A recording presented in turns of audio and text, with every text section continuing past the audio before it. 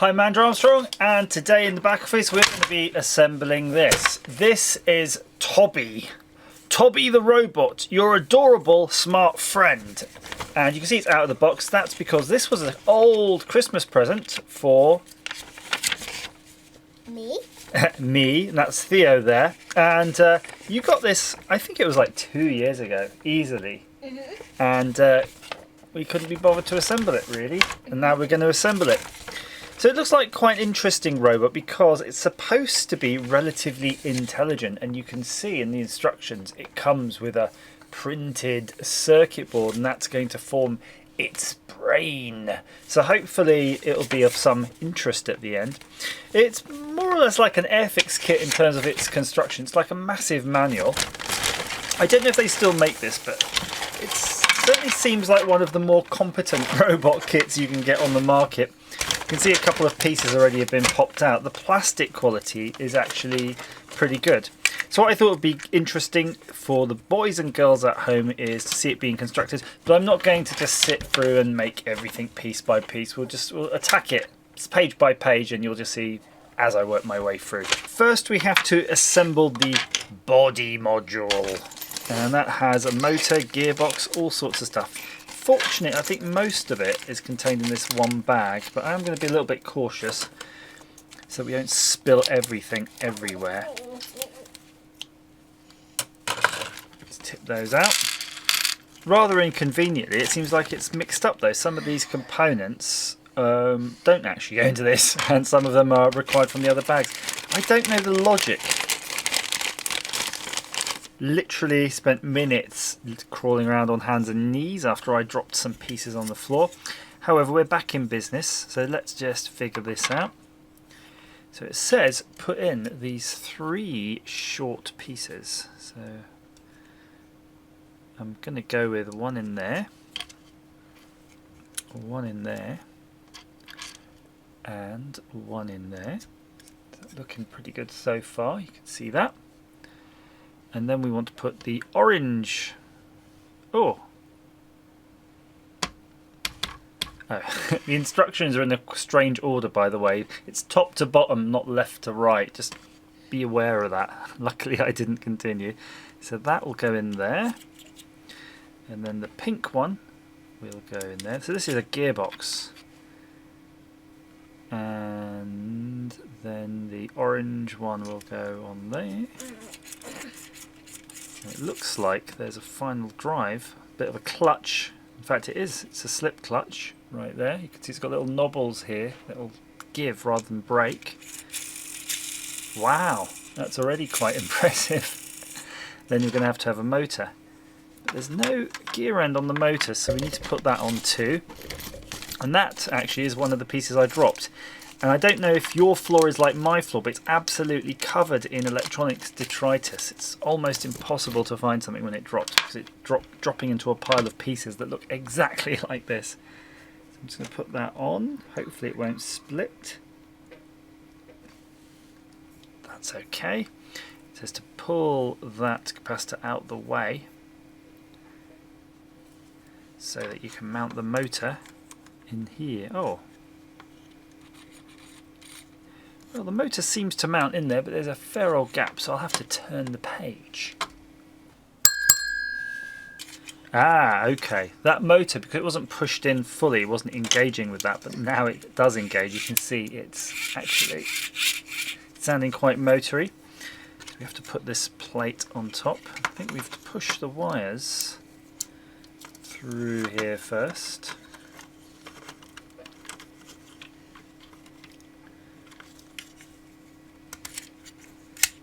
And there we go.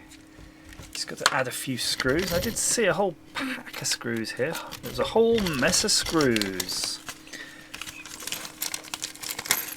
Just put some of those in. Fortunately, it does look like there's not too many different types of screws, so it's not too confusing. Let's see how much torque they require. Ooh. Not too much. It's not too bad. This doesn't feel like it's something that's likely to fall apart too easily. I just don't know why they didn't do this in the factory rather than make you do it at home. This is kind of interesting. I've just assembled a few steps here and you can see I've added these gears, and you can see there's an A and a B and there's arrows that point. Something that I've just realised looking at this, and these mesh by the way into that motor, is that piece that's in the middle that you can see, this black piece between the two gears. I believe that's actually a temporary piece. For all intents and purposes, that looks an awful lot to me like a calibration tool. So it's a bit like when you change the timing on your car engine. You have a tool to make sure you've got top dead center locked in when you put all your gears in so that they align perfectly. And that's exactly what that is. It's kind of cute, isn't it? And that is the finished article. At the moment, I cannot figure out for the life of me how this is even supposed to move. Oh, I could see it. If you wind that gear, it's going to move this around and around like a conrod, basically. I'm hoping I can actually align that back. Oh no, it's making it worse. Okay, so we take a long piece on these long thin bars. We add the white, we add the grey, and then before though we put that in there, we'll put that aside. We actually have to put the motor in. Which way round? Something like that.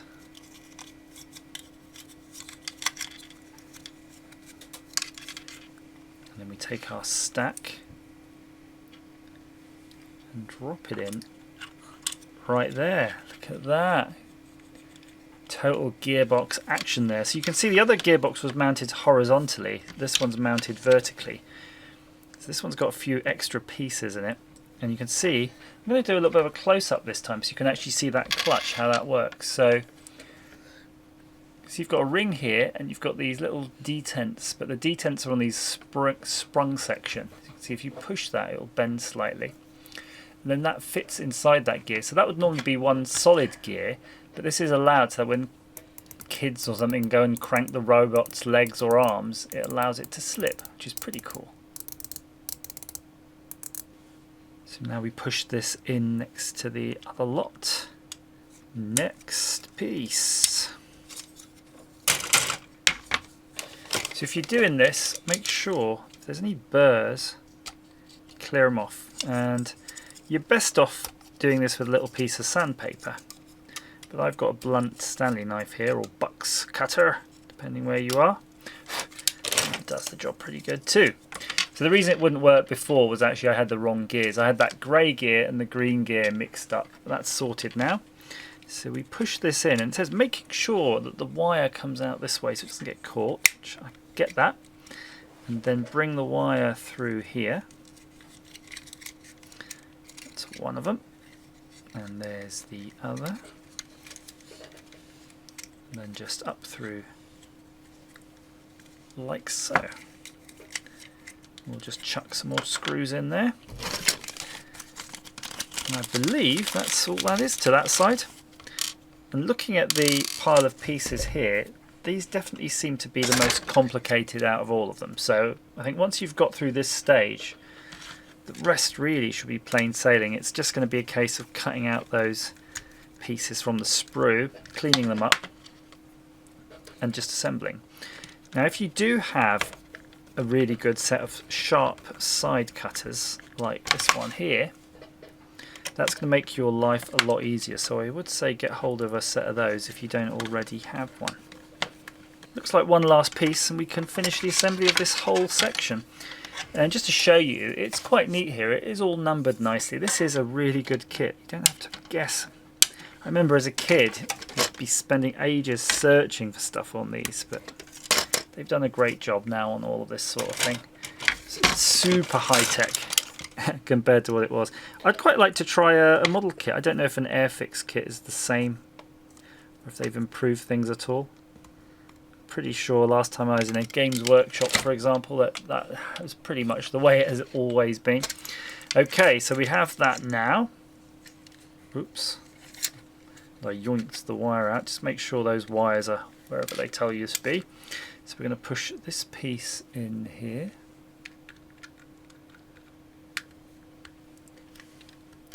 if you really wanted to be hardcore, you could glue all this as well as you went along. I think that will go there. And just make sure, if you haven't, that you remove that piece, that alignment tool, otherwise you'll be really stuffed. Let's see what we've got here then. So we have a motor here, which looks like a motor that will turn something, and then we have that internal motor that will make this thing move up and down. So I think just 3 more screws, and they're going to go, I can see one here, here and here, here down there, and then that'll be done. We're almost there. And after this comes the head module. So it's not just the head, it's a module. Looks like it should go there. You know, a bit curious about where these wires are supposed to go. We've got its robot face. We've got to poke in some lenses, which look like they should fit like that. Oh, and it did snap in. Those are cool looking robot eyes. We'll snap this one in here too. Snap. That's making sure it's in all of the way. I think that's done. You think that's done? Great. Is that this piece? A10. Maybe that goes in now. Not quite convinced on that. Let's leave that off for now. You do have these stickers. You've got to stick a couple of stickers in the lenses. I'll give it a nice shiny finish. I wonder if there's some lights that go behind this. How is there? Probably those white stickers make it like glowing up white. Could be. So we fit this piece in there. That must Oh, be that's a button. That's a button. Excellent. It's got some interesting features right now because you actually do install the circuit board in the head, and you can see there are LEDs here. There's a surface mount diode. Two surface mount LEDs there and there, and I suspect they line up with the eyes. And then you have another couple down here and some infrared. So there's a whole array that pokes through, and a button on the top. I don't know what that does at the moment. Then you're going to have a battery and 2 motor feeds. So it has a fair amount of stuff going on this. It's not particularly simple. And look, it does say red and blue, which is quite nice. We do know then that they're definitely those 2 motors. I think we get to foot the head now. So first I'm going to attach the 2 different wires. So we have, oh, actually I'm skipping a step. The instructions do say to fit the lens, but to be honest that's just a bit wobbly. I'll put that on after. I thought it locked in, it doesn't. Let's just get these in first. So that's the red motor clipped in. And then that is the blue clipped in like that. And then we put that on. You can see how those wires actually fit. I'm going to bend them down like that, nice and tight. And then we're going to slide it into that receptacle. And aiming that's going to be the tricky part, 'cause I'm not quite sure which way it's going to go. I do know that the dimples in the various panels have to line up.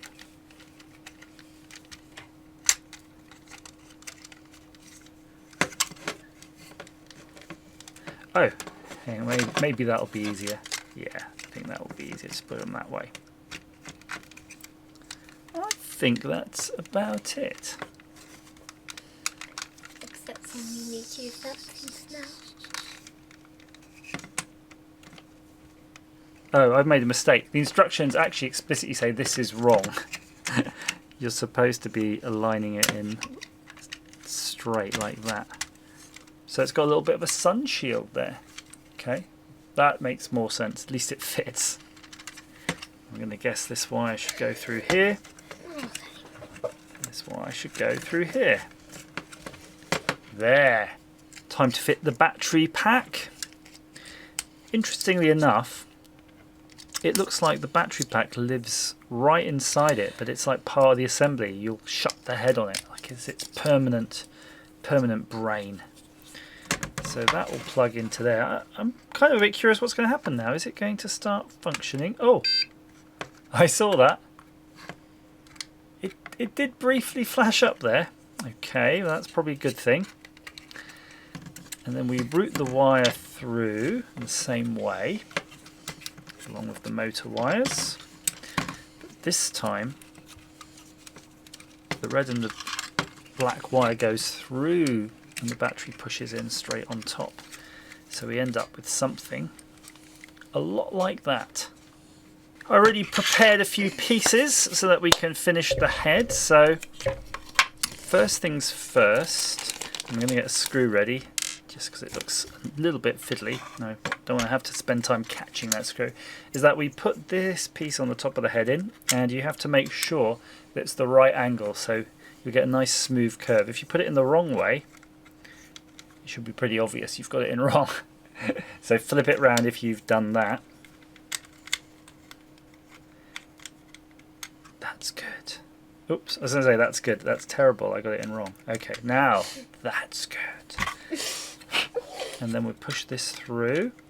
It does actually look like the battery's accessible, or is it? That lead might not be long enough. Now I'm just going to slide this on if I may. Probably the trickiest part. You've got to align so many pins, and if you've left any burrs anywhere, which I think I might have a little burr there. There we go. It's not going to fit nicely. So we've got one screw to fit though. That's not too bad. I'll just pop that in there. You will need quite a long screwdriver too. So you need them at least that long. You want at least 2, if not 3-inch long screwdriver. Fit these two pieces together. They should clip in. Yes, they do. And that looks to me like the battery cover. So we just put one more screw through there, and then that will keep that secured. So that is handy. You will be able to get to the battery at the end. So I was misinforming you. That's okay. It's not a big deal. So his ear is the access panel. It's nice and secured. And then on the other side we just pop this ring in, and that finishes his head. Which way around does that go? I think Look at that. That's starting to look pretty cute. It's time to start assembling the walking mechanism. So we need to apply this ring. And this is geared, so you can see that motor spins that. Ooh, be a bit gentle with it though. I'm not quite sure how you align it. Ah, there's an alignment mark here. So there is an alignment mark here, and there's an alignment mark here on the body. I don't know if you can just about see them. They're little arrows. I'll zoom in. You could just be very careful. You can see it right there and right there. So have them pointed towards each other. This kit's quite good with the old alignment marks. It's got loads of various aligning things. That's where that will go. Now we need to add these little hooks. This is a bit complicated. So these obviously lock in and hold that. So I'm going to guess if we were holding it that way, we're going to push the clip on the springy part in there. It's like a circlip basically. I'm not going to push that one in yet until I get the other one ready. So you've got them both in. So these are ready now. I'm just going to turn that ring so it's locked off. That's where you want that. And then what you've got to do, you'll have to lock those in into that position. So if you see that one, that's out, and now that's in. So they're actually holding that ring in place. So it should still be able to twist. Yeah, you can hear it still can twist, but it's just not going to pull up. So it's basically like a thrust clip. It's stopping that thrust motion from moving it out. Next step is you've got to get these 3 pieces, and onto each piece you have to add one of these little dooley hicks, so let's do that. Those are like a little Lego hand, basically. It looks like a little Lego hand. And you can make sure these are upside down, so you've got to see the A1 when you clip those on, like that. And then we'll take our robot, and then we'll just clip those in. Are they the feet? I like so, and I do believe these are where the legs go, indeedy.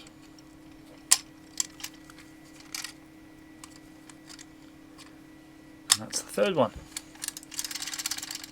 We've got the next parts we're assembling, so they're very similar, but they're just slightly longer. I don't know what these are. They might be the knees. I'm going to be honest with you. I cannot in my head figure out what's going on here at all. I mean, it might come clear once we've assembled it, but it's definitely a little bit more taxing to my mind than something with 4 wheels. So we've got that like so, and it says on the instructions you've got to flip it over, so it's all flopping around. Let's get that there. And then let's move all of these back to their correct place. You put this on top, and I think you put it on top so it aligns with the existing pieces. So something like that. So that looks correct as far as the drawing goes for these. In fact, I'm not entirely sure it is. I think I've done a mistake. I think you've got to align it so these ones go over the places where, there we go. That's probably more like it. There. Had I read the instructions one page on, I would have seen that you actually have to cut out this circlip here to make sure it all ties in together. So if you're doing this, make sure you have the, I think this is A19 ready, and that should just slide in. Have to be from this side. There, now it's not going anywhere. Phew. That has kind of clicked in, so it is a clicky in piece. In fact, let's just leave that there and just cut out the next pieces. I'll show you the process I'm taking, by the way. So I'm looking for A17, so I scan through and I say, these are 17 here. And I'm just taking my side cutters and I'm taking them really close. I found if you cut close to the edge, you don't really have to sand them. And they've been very clever where they've made this, in that it shouldn't interfere. Even if there was a bit of a burr, I don't think it's actually going to interfere with operation. I think they've designed that with that in mind, knowing that people might not have a piece of sandpaper or side cutters to do a decent job with it. So the next stage, we've got that there. It looks like we're now pushing these onto the end, and they just clip right on. That's cool. There's a lot going on here though. Look at this mechanism, it's crazy. No wonder they don't want to make this in the factory. There's a lot of pieces here. And you can see it went out of alignment slightly, so that thing moves up and down, whatever it's doing. Hopefully pushing that down hasn't caused any trouble. And I'll just get all the other pieces ready, but look, it's starting to look a little bit like a squid. I have to admit, I'm feeling a little bit stumped here. So these ones have an extra long bar, and it appears that you have to push them through the other ones that have the long lead. And that just floats. I'm going to zoom in so you can see what I mean. So if you look through here, there's a hole right in there, and I know it's not so easy to see because it's dark. And then you just push that through and it hovers there. That's my guess. If I'm mistaken, we'll know about it soon enough. And I should have worked one page ahead, of course, so that we could see what we need. I'm going to have to do this. I need an extra pair of hands. Here, hold this. I'll hold it. There we go. I do have a helper. Whoa! Daddy! Is it destroyed? No. Okay, that's Of fine. course not. It's really strong. It's really strong. Do you like this robot? Do you think it's a tough robot? I knew it! Yeah. We are using it. You are. It is the base. You called that. Okay. Now, let's align it all up. And what you got to do, you can see those three circles here in between those 3 cavities, and they're going to align straight over the top. So let's pay a bit of attention while we're doing it. Don't want to mess around. I think that's 2, or it's definitely 1. Look, that's nice. That's keeping it all put. And then you're going to get probably the last screws. I don't think there's going to be anything else that will need screws, judging from the screw count, but you're going to have to put in 6 of them. And if you've got extra pair of hands, that's probably a good time to get them out. Oh, no, it balances. Look at that. Tobbie balances. Is that everything you'd have wanted in a robot? Go on, you hold that. That's fine. You hold that. Once you get 1 in, the rest becomes easy.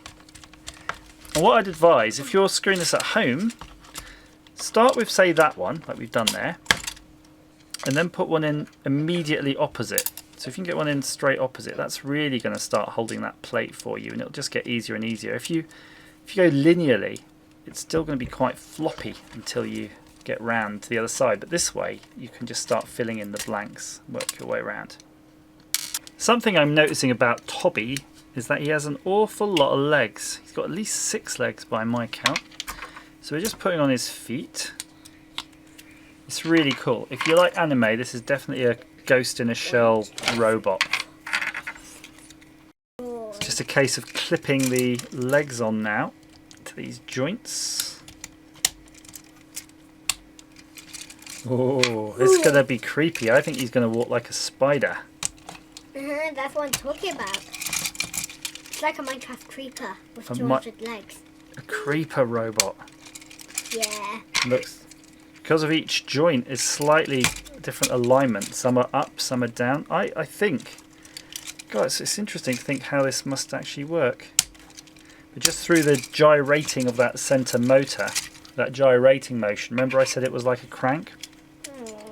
It must cause the robot to move forwards or backwards just from that undulation. Huh? I just hear the noise. Yeah, you just heard the noise. That was me putting too much force on something. That's fine. He's going to stand on his own 6 feet soon. Yeah. And look, that's how. Look, it must... There we go. Oh my god! Right, we have to pop these on. I think these are the shoulders of all things. 1 on each side. Turn the page, although there's not many pieces left, we probably could guess now at this point. So we've got to build the arms. We have the shoulder connects to the hand. That's a visible piece. I should have spent a little bit more time cleaning those. We can do that now. And then the hand goes on there. I was right all along. You were right all along. And then there's an inner panel to close that, which you poke in like that. So that's quite a nice looking job at the end of that, isn't it? So let's just push that onto the shoulder. I think we're almost there. We're down to the last arm. Exciting. Can we test them out? I think we ought to test it out, don't you? I think we're anyway gonna Especially test after we spent all this time making it. Yeah, definitely. Oh, So let's put this away. I hope our cousins don't do that. Okay, last piece there. Let's clip it on. Look at that. Now, apparently that's finished. It's got to that boring stage where you actually have to read the manual. So it says, a long press for 2 seconds. Tobbie's eyes light up with sound effects. LED flashes enter standby phase. Select playing phase. So do not keep Tobbie waiting too long, otherwise he'll stamp his feet, and then after 60 seconds it'll turn off. So let's turn him on by pushing that button for 1, 2.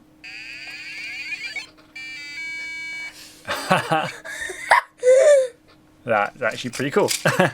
So 1 press between modes. So what's whoa? Wait, put your hand in front of him. Okay, so the first mode is follow me. So now it's in follow me. Okay, let's see what happens. Oh my word, how's it doing that? You got lost. Wait. Wait, if you put your hand close to it, you move away. Ow, okay. Wow, okay. I wish you could put the volume down. Look at that. That's crazy. Okay, you should turn it off now. Now, the second mode is apparently follow me. So you'll notice when you select modes, different eyes light up. So that's number 1, that's number 2. So this one's more of an explore. So I think it's basically...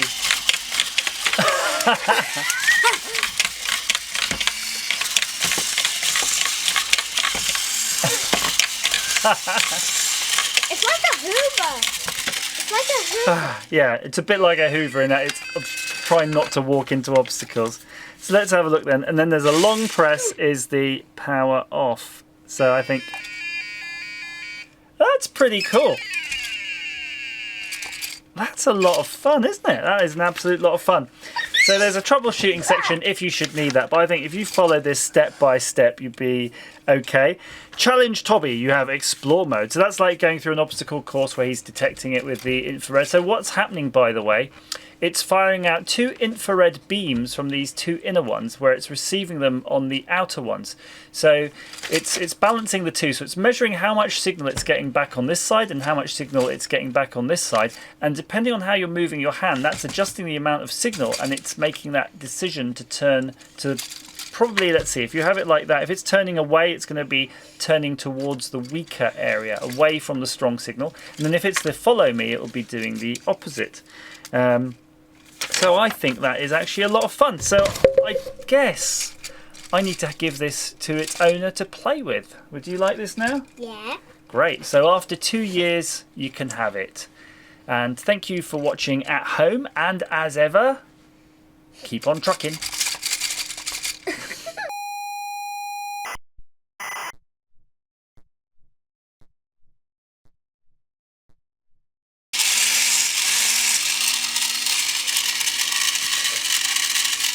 Oh, so that's how you end the video. Okay.